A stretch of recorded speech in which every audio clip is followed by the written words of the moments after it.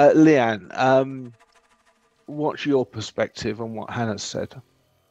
Well, yeah, I'll jump right in because as a mom, I was a single mom for a while, and I was the mom who couldn't afford all the fancy things, for my daughter.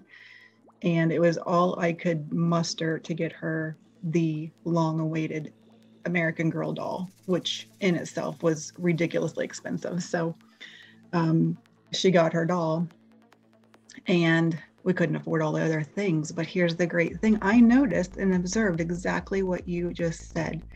She had to make a bed out of a shoebox, and she made all these little accessories out of cardboard and stuff.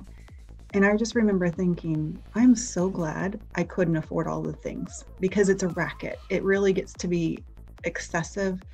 It gets to be clutter. And what I noticed and observed in my some of my friends' homes who could afford all these things is it just ends up being this humongous bag of plastic that the children lose interest quicker in those bought accessories, is what I noticed. It was almost like this weird little experimental thing without even knowing it, watching this happen.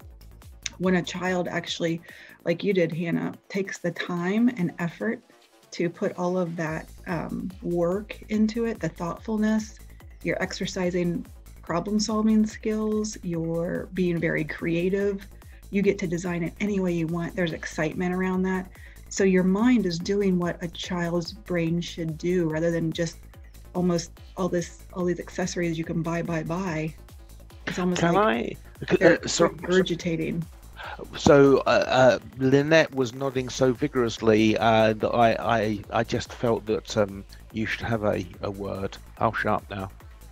Yes, no, but I just really appreciate what both ladies just expressed, because seriously, when you don't have, you find a way to make do. You know what I'm saying? Because I've been blessed enough to travel kind of different places, and there's some places that don't know how to do ethnic hair or whatever. So I had to learn how to do it myself, or I'd be walking around looking like who did it and forgot to shoot it. You know what I'm saying? So it's just really important that you, in situations where you feel like there's confinement, vis-a-vis boundaries or whatever, that you become creative.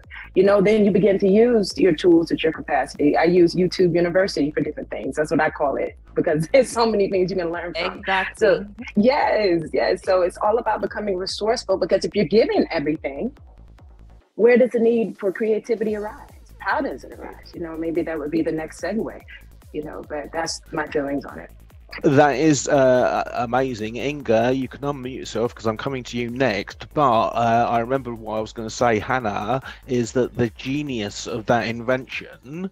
So I used to tutor primary school kids, and I used to show them videos of little inventions that children have made. And there was this one where a kid was a very tight bedroom with his brother, and he wanted a foosball, those air hockey tables, and there was no space for it, so he concocted a bed that flipped over, and it was a bed one way and a blue air table the other, so he could have it in his room. I know, but you see, the collapsible doll's house, and quite possibly, okay, you might have been inspired by a Barbie playhouse or whatever it is, but the collapsible's really awesome. Anyhow, Inga's got a hard stop, so speak to us.